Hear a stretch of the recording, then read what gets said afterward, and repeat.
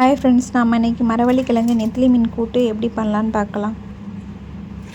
First மரவள்ளிக்கிழங்கை குட்டி குட்டி பீஸாக கட் பண்ணி எடுத்துக்கோங்க. நெத்திலி மீனும் நல்லா வாஷ் பண்ணி எடுத்துக்கோங்க.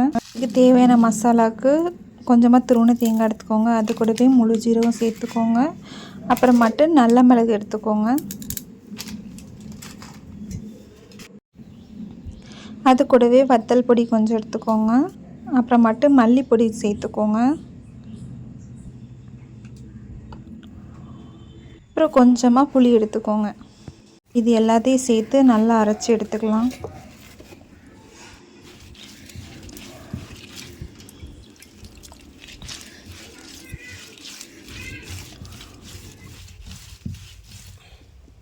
இப்போ நெத்திலி மீன் கூட மரவள்ளிக்கிழங்கு சேர்த்துக்கோங்க.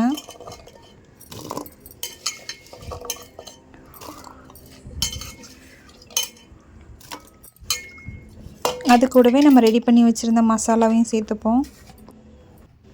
இப்போ கொஞ்சமாக மஞ்சள் பொடி சேர்த்துக்கோங்க. இப்போ தேவையான அளவுக்கு தண்ணி சேர்த்து நல்லா பிசைஞ்சு விட்டுக்கோங்க. இதை அப்படியே அடுப்பில் வச்சு கொதிக்க விட்டுருங்க.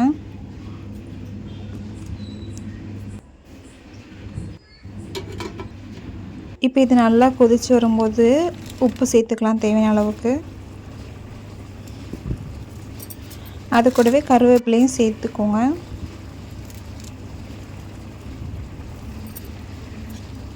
இப்போ அந்த கிழங்கெல்லாம் கொஞ்சம் துண்டு துண்டாக இருக்கிறத கொஞ்சம் மசிச்சு விட்டுக்கோங்க. அப்போ தான் டேஸ்ட் இன்னும் நல்லாயிருக்கும்.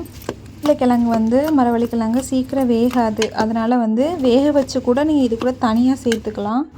மசிச்சு விட்டுட்டு இந்த மாதிரி ஒரு 3 நிமிஷம் கொதிக்க விட்டுருங்க. இந்த மாதிரி திக்காக ரெடி ஆகிடும். இந்த மாதிரி நீங்களும் வீட்டில் ட்ரை பண்ணி பாருங்கள். இந்த வீடியோ உங்களுக்கு பிடிச்சிருந்தா லைக் பண்ணுங்கள், ஷேர் பண்ணுங்கள், மறக்காமல் சப்ஸ்கிரைப் பண்ணுங்கள் ஃப்ரெண்ட்ஸ்.